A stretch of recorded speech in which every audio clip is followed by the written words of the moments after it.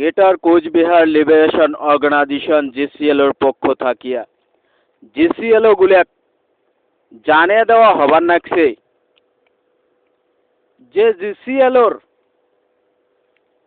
যেই স্লিপের সেল আছে এই স্লিপের সেল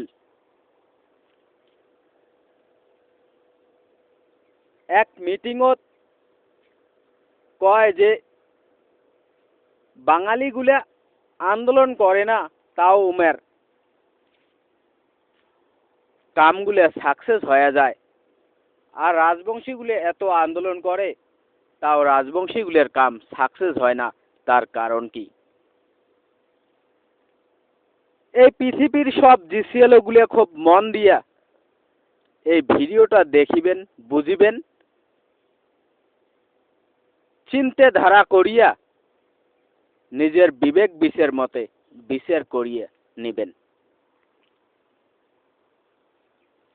যখন জিসিএলওর স্লিপের সেল এই মিটিংত এই কথা কল, তখন জিসিএলওর সেন্ট্রাল কমিটির পক্ষ থাকিয়া দুইটা টিম বানিয়া দেওয়া হলে, একটা হলে জিসিএলওর 22 ব্যাটালিয়ন আর একটা হলে জিসিএলওর 24 ব্যাটালিয়ন। এই দুইটা ব্যাটালিয়নক জিসিএলওর সেন্ট্রাল কমিটির পক্ষ থাকিয়া আদেশ প্রদান করা হলে যে তোমরা দুইটা ব্যাটালিয়ন দুইটা জাতিতে যাও, উমেরতে মেলো মেশো, উমের ভাই বন্ধু হয়া উমের ভিতরের কথাগুলো জানার চেষ্টা করো। আর যখন জানিবেন এই দুইটা টিমে নিজের নিজের সময় মতে জিসিএলওর সেন্ট্রাল কমিটির রিপোর্ট দিয়ে দিবেন। তখন রাজবংশী জাতির ভিতরে ঢুকিয়া মিলিমিশিয়ে উমের ভিতরে কথাগুলো নেওয়ার চেষ্টা করার জন্য জিসিএলওর 22 ব্যাটালিয়ন নামিয়ে পড়লে ফিল্ডত। আর এই পাকে জিসিএলওর 24 ব্যাটালিয়ন বাঙালিগুলোর সাথে মিলিয়ে মিশিয়া উমের মনের ভিতরে কথাগুলো নেওয়ার জন্য ফিল্ডত নামিয়ে পড়লে। বেশ কিছুদিন পরে জিসিএলওর 24 ব্যাটালিয়ন জিসিএলওর সেন্ট্রাল কমিটির রিপোর্ট দিয়ে দিলে যে জিসিএলওর স্লিপের সেল কয় যে বাঙালিগুলো আন্দোলন করে না তাও উমের কামগুলো সাকসেস হয়, আর রাজবংশীগুলো আন্দোলন করে তাও রাজবংশীর কামগুলো সাকসেস হয় না। কিন্তু আসলতে জিসিএলওর স্লিপের সেলের এটা ভুল। রাজবংশীগুলো যত আন্দোলন করে তার থাকি 1000 গুণে বেশি আন্দোলন করে বাঙালিগুলো। রাজবংশীর ভিতরে যত জাতীয় টান আছে তার থাকি কোটি কোটি বেশি জাতীয় টান বাঙালিগুলোর ভিতরে আছে। আর এই সম্বন্ধে জিসিএলওর স্লিপের সেলের হয়তো জ্ঞান কম আসলো, এই জন্য জিসিএলওর সেন্ট্রাল কমিটির পক্ষ থাকিয়া আমরা 24 ব্যাটালিয়ন যখন বাঙালিগুলোর সাথে মিলিয়ে মিশিয়ে উমের ভাই বন্ধু হয়ে উমের ভিতরে ঢুকিয়ে উমের কথাগুলি আমরা নিলাম, তখন এই রিপোর্টটা বার হয়ে আসিল যে বাঙালির জাতীয় টান রাজবংশীর থেকে বেশি, আর বাঙালির আন্দোলন রাজবংশীর থাকিও খুব খতরনাক ভয়ানক। কিন্তু ডিফারেন্ট খালি এতটুকু, রাজবংশীর আন্দোলন সবাই দেখিবার পায় আর বাঙালির আন্দোলন কাউ দেখিবার পায় না। কারণ রাজবংশীর আন্দোলন ওপেন হয় আর বাঙালির আন্দোলন ভিতরে ভিতরে হয়। বাঙালির আন্দোলন করার সিস্টেমটা অন্য আর রাজবংশীর আন্দোলন করার সিস্টেমটা অন্য। রাজবংশী যেগুলো আন্দোলন করে উমের সিস্টেমগুলো ভুল আছে, আর বাঙালি যেগুলো আন্দোলন করে উমের সিস্টেমত কোনো ধরনের ভুল নাই। এই জন্যেই বাঙালির আন্দোলন সাকসেস হয়ে যায় আর রাজবংশীর আন্দোলন ফেল হয়ে যায়। ফর এক্সাম্পল, প্রতি একজন বাঙালি নিজের বুকত হাত দিয়া প্রতিজ্ঞা করে যে আমরা প্রথমে বাঙালি, তারপরে আদার্স। আমরা প্রথমে আমার জাতীয় আন্দোলন কর্ম, তারপরে অন্য কাম কর্ম। কিন্তু পৃথিবীর মানুষ দেখিবার পাইবে যে বাঙালিগুলা প্রথমে কাম করে আর তারপরে আন্দোলন করে না। এই জন্যই উমরা সাকসেস। কিন্তু আসলতে বাস্তব ঘটনাটা হয়েছে যে বাঙালিগুলা যখনই জন্মগ্রহণ করে তখনই উমরা নিজের মনের ভিতরে প্রতিজ্ঞা নেয় যে আমরা প্রথমে বাঙালির হয়ে কাম কর্ম, তারপরে আদার্স। আর সেই সময়তে বাঙালিগুলা ছোট্টবেলা থাকিয়া পড়াশোনা করিয়া উমরা যখন বিভিন্ন ফিল্ডত সংস্থাপন নেয়, কারণ উমরা জানে যে কোনো আন্দোলন সাকসেস করিবার গেলে প্রথমে সংস্থাপনের প্রয়োজন আছে। ওই জন্য উমরা বিভিন্ন জায়গাত সংস্থাপন নিয়ে নেয়। কাউ হয়তো পড়াশোনা কমপ্লিট করার পরে উমরা পুলিশের চাকরি জয়েন করিয়া পুলিশ অফিসার হয়, আর কাউ পড়াশোনা করিয়া উমরা ডাক্তার হয়, আর কাউ পড়াশোনা করিয়া উকিল হয়, লয়ার হয়, আর কাউ পড়াশোনা করিয়া ম্যাজিস্ট্রেট হয়, জজ হয়। কাউ পড়াশোনা করিয়া সেলফ এমপ্লয়ার হয়, কাউ পড়াশোনা করিয়া বিভিন্ন কোম্পানিত ম্যানেজার হয়। তেমনি বাঙালিগুলোর প্রথম লক্ষ্য আর উদ্দেশ্য থাকে যে প্রথমে বিভিন্ন ফিল্ডত যা আমরা সংস্থাপন নেব। আর যখন আমরা সংস্থাপন নেব তখন মানুষ আমাক ভালো লোক বা অফিসের মানুষ বলিয়া চিনিবে। আর তখনই আমরা উপরেতে দেখাবো আমরা ভালো লোক, আমরা ভালো অফিসার, আর ভিতরে ভিতরে আমার আন্দোলন আমরা চলে যাবো, আর বাঙালির লক্ষ্য উদ্দেশ্য আমরা পুরা করব। এমন সিস্টেম করিয়া ওই বাঙালিগুলা নিজের নিজের সংস্থাপন নিয়ে নেয়। কাউ পুলিশ অফিসার হল, কাউ উকিল হল, কাউ অ্যাডভোকেট হল, cow lawyer, cow magistrate, cow জজ, কাউ ডাক্তার, কাউ ম্যানেজার হয়ে যায় আর নিজের নিজের কর্ম করতে থাকে। আর ওই কর্মটা করার পরে উমরে একটা দিনের অপেক্ষা করে যে যেই দিন আমার এই কর্মসংস্থানত কোনো রাজবংশী আসিবে ওই দিনে আমরা রাজবংশীর গাঁটটা সিল করিয়া দেব। সাপও মরিবে, লাঠিও ভাঙিবে না, আমরা রাজবংশীর গাঁটটা সিল করিয়া দেব। আর রাজবংশীগুলো বুঝিবেরও পাবার নয়, তথায় বিশ্বর মানুষ আমাক ভদ্র মানুষ বলিয়া চিনিয়া পাইবে। আর আমরা বাঙালি ভিতরে ভিতরে আমরা আমার আন্দোলন সাকসেস করিয়ে নিয়ে যাব আর রাজবংশিক ধ্বংস করিয়ে দেব। এই প্রতিজ্ঞা নিয়ে উমরে নিজের নিজের কর্মসংস্থাপনত টিকিয়ে থাকে তথা অপেক্ষা করে কোন দিন একটা রাজবংশী আসিবে। ফর এক্সাম্পল, রাস্তা দিয়ে একটা বাঙালি চেংড়ি যাবার নাকছে, আর একটা বাঙালি চেংড়া ওই চেংড়িটা জোর করিয়ে ধরিয়ে একটা চুমে দিয়ে দিল। আর চেংড়িটা যে থানাত কমপ্লেন করিল, আর থানাত যায় ওসি আইসি উমরে বাঙালি। উমরে চেংড়িটা কয় তুই কি জাতি? বলে বাঙালি। অফিসারটা কয় এটা তো মরে জাতি। চেংড়াটাক দেখাল তুই কি জাতি? বলে বাঙালি। অফিসারগুলো কয় আর এগুলো সব তো আমরা রে। তখন ওই চেংড়িটাক দেখাল আর ওই চেংড়াটাক দেখাল। যে চেংড়াটা কয় তুই কে চুমে দিছিস? তখন কয় মুইও বাঙালি উইয়াও বাঙালি, ওই জন্য মোর পছন্দ লাগছে মুই চুমে দিছং।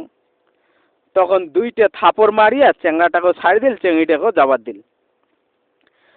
আর কিছু সময় পরে একটা বাঙালি চেংড়ি রাস্তা দিয়ে যাবার নাকছে, আর একটা রাজবংশী চেংড়া উইয়া উমার জাগাত খাড়া থাকতে দেখছে চেংড়িটা খুব সুন্দর। ওই তখনই উইয়া কইছে ওয়াও কি সেক্সি চেংড়ি।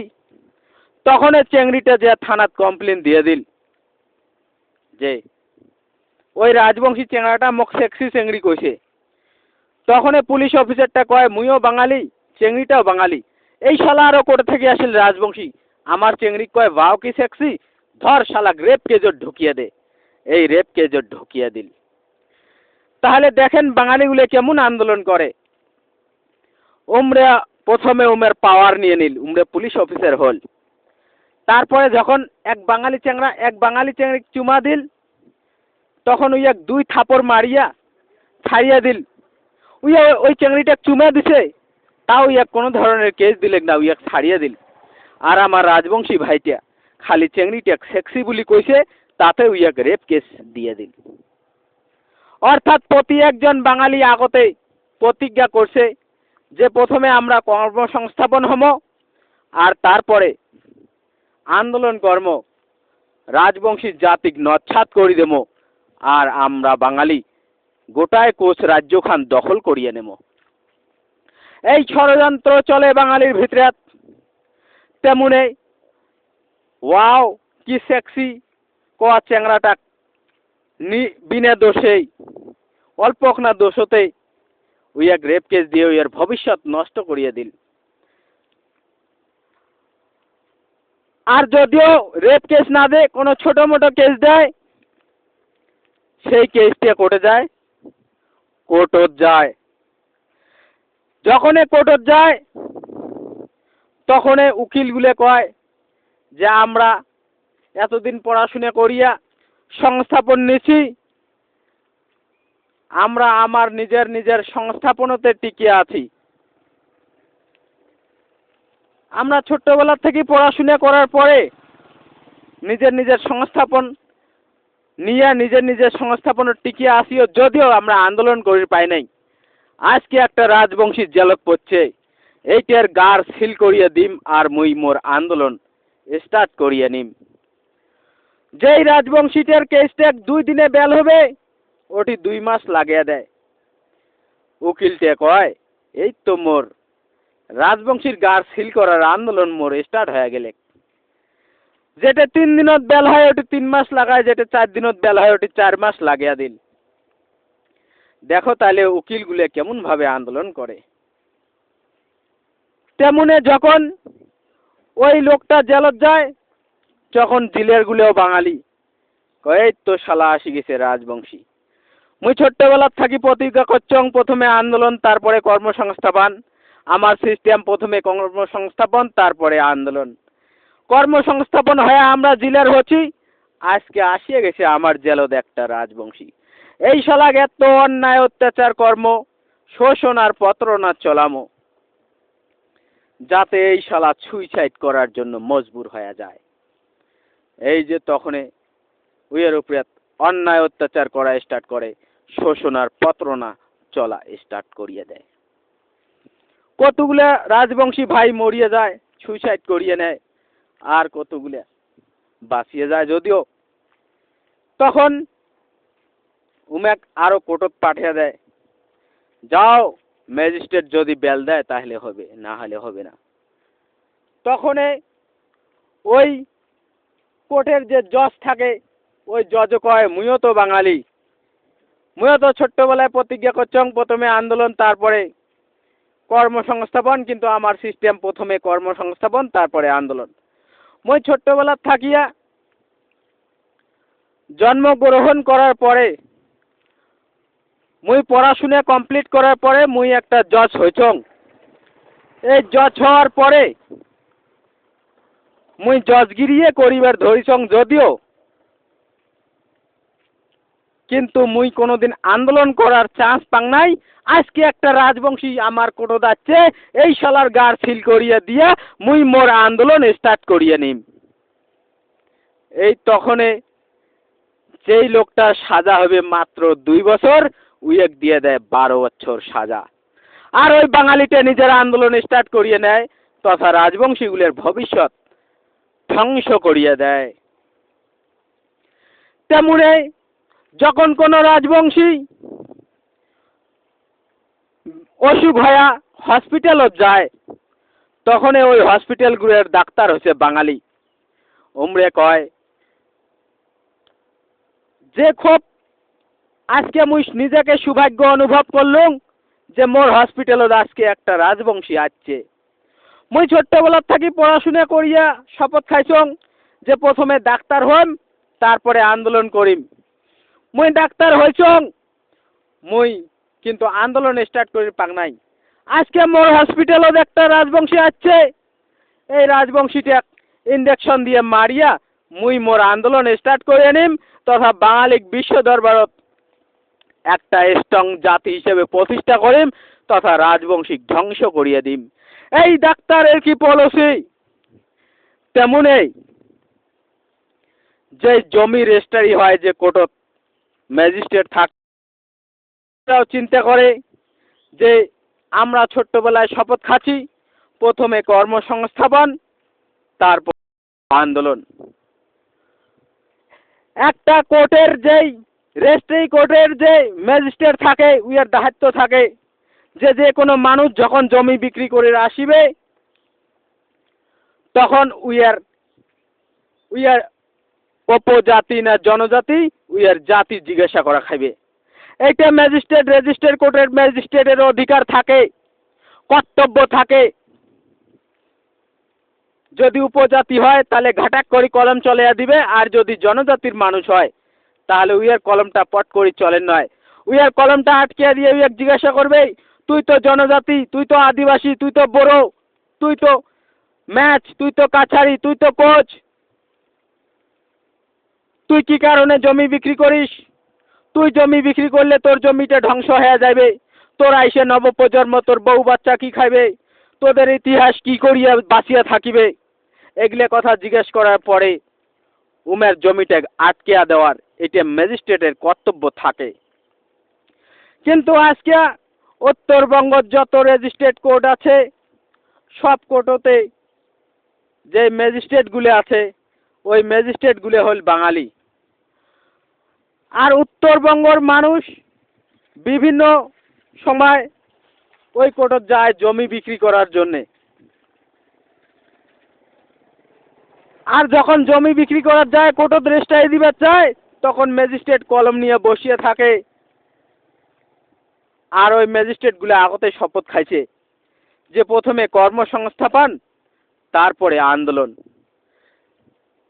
ওমরা ছোট্টবেলা থাকিয়া পড়াশোনা করিয়া ম্যাজিস্ট্রেট হইয়া কোর্টত কলম ধরিয়া বসিয়া আছে যে কোন দিন রাজবংশী আসিবে ওই দিন উমের গাড় সিল করিয়ে দিয়ে উমের ইতিহাস বন্ধ করে দিয়া উমের রাজ্য আমরা দখল করে নিয়া আমার আন্দোলন আমরা স্টার্ট করিয়ে দেব।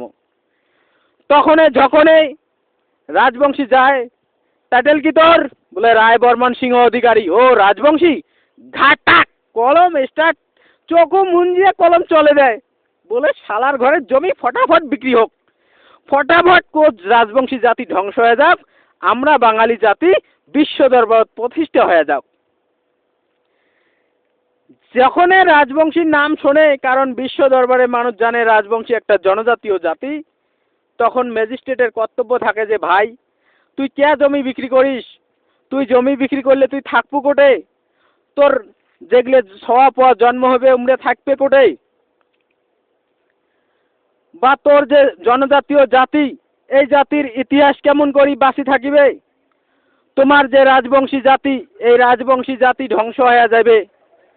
এই তখনই ম্যাজিস্ট্রেট উমের জমি বিক্রি করা বন্ধ করে দিবে যে তোমার জমিটা বিক্রি হবে না, তোমরা অন্য কোনো কারণ দেখো, কোনো ঠেকা বেঠেকা থাকলে সরকারের সাথে কথা কন, তোমরা জমি বিক্রি করেন না, কারণ তোমরা জনজাতীয় মানুষ, তোমরা কোচ, তোমরা রাজবংশী। তোমার জমি সহজে যাতে বিক্রি না হয়। কিন্তু ওই ম্যাজিস্ট্রেট যেই শোনে রাজবংশী, কয় শালার ঘরে গাড়টা ফিল করে দাও, অত কিসের কথা। শালার ঘর উমরে যেই জমি বিক্রি করার সময় ঘাটাক করে চোখ মুঞ্জে কলম চলে দেয় যে ইমের জমি বিক্রি হয়ে যাক, ইমরে ধ্বংস হয়ে যাক, ইমের ইতিহাস বন্ধ হয়ে যাক, ইমরে আমরা গোলাম বানিয়ে আমরা বাঙালি জাতি সামিল করিয়ে নেব, আর বিশ্ব দরবারে বাঙালি জাতিকে স্ট্রং ভাবে প্রতিষ্ঠা করব। দেখেন তাহলে বাঙালির আন্দোলন কেমন কেমন ডেভেলপমেন্টিক ভাবে চলায় বাঙালি আন্দোলন।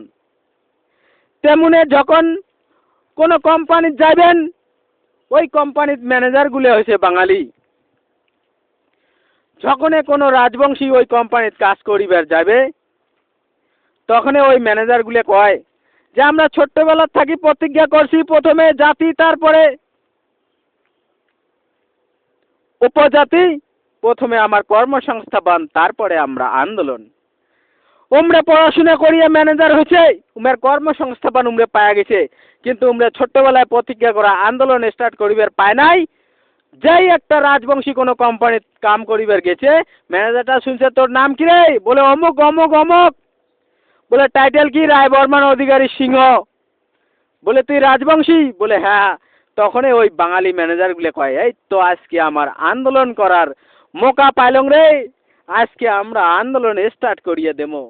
তখন ওই রাজবংশীটাকে এমন খাটায় ওই বাধ্য হয়ে ওই কোম্পানি ছাড়িয়ে পালাইতে তাল না পায়। আর বাঙালিগুলো কয় এই তো শালার ঘরের সংস্থাপন বন্ধ করে দিলং, ইমেক ধ্বংস করে দিলং, এটাই আমার আন্দোলন আমরা স্টার্ট করিয়ে নিলং।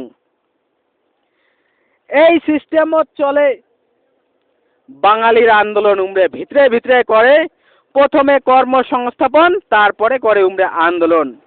উমের আন্দোলন কাউ বুঝিবার পাবার নয়, উমের আন্দোলন ভিতরে ভিতরে চলিবে। মানুষ উমে খারাপ করবার পাবার নয়, কিন্তু উমরে মানুষের গার মারিয়া দিবেন না গেছে। তাও মানুষ উমে কয় ভদ্র বাঙালি, ভদ্র লোক।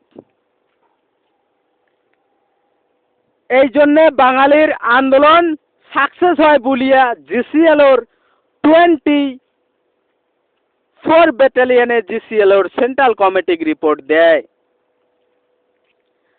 আর তখনই জিসিএলওর সেন্ট্রাল কমিটি জিসিএলওর 22 ব্যাটালিয়নেতে রিপোর্ট চায় যে জিসিএলওর 24 ব্যাটালিয়নে রিপোর্ট দিল বাঙালির আন্দোলন খুবই ভয়ানক, খুবই খতরনাক, খুবই ডিপ্লোম্যাটিক ভাবে উমরা ভিতরে ভিতরে আন্দোলন করে আর রাজবংশী জাতি ধ্বংস করিয়ে দেয়। আর তেমনি 22 ব্যাটালিয়ন তোমরা যে রাজবংশীর সাথে মিশিলেন, তোমরা কি রিপোর্ট আনলেন দাও।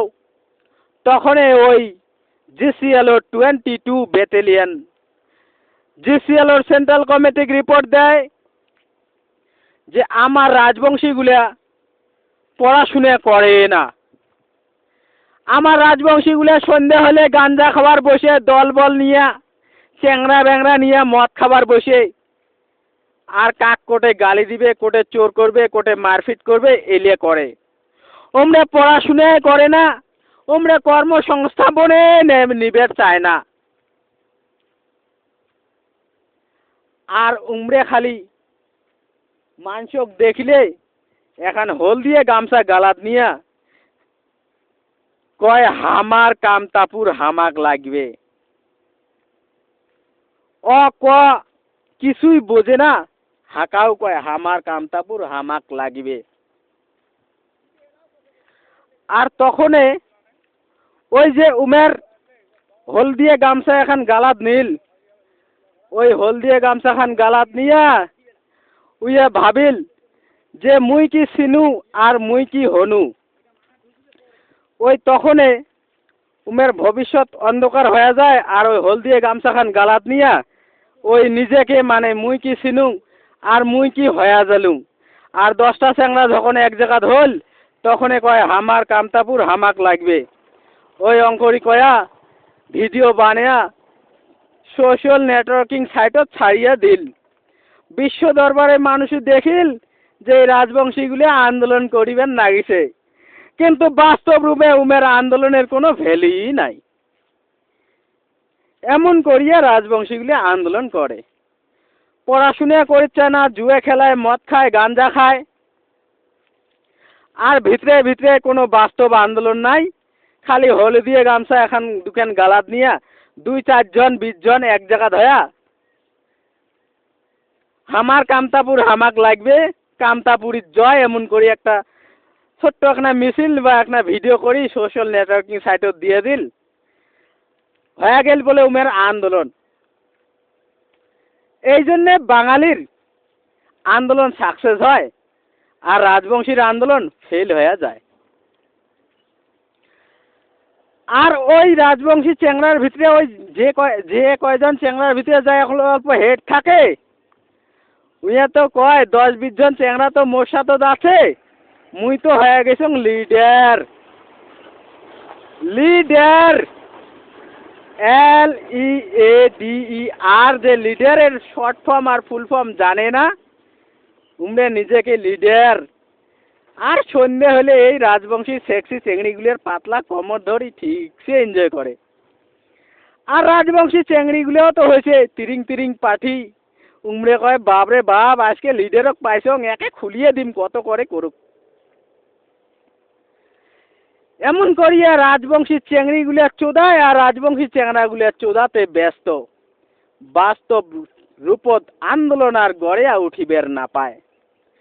জিসিএলওর 22 ব্যাটালিয়ন, জিসিএলওর সেন্ট্রাল কমিটি এই রিপোর্ট দেয় যে এইটাই হয়েছে কারণ, কি আক্রাসু, কি জিসিপিএ, কি কেপিপি এলে বাস্তব রূপে আন্দোলন করার সিস্টেমগুলো জানে না। এমরে খালি চোদারু, মদারু আর গাঞ্জারু হয়ে গেছে। আর আসাম আর বেঙ্গলোর যে আমার কোচ রাজবংশী জাতির যেগুলো নেতা আছে, ওগুলো তো ভারুয়া চোদা। ওমরে তো যেই অল্প নেতা এখন হয়ে গেলে, ওমরে এইলে কথা আর চিন্তাধারা করি নয়।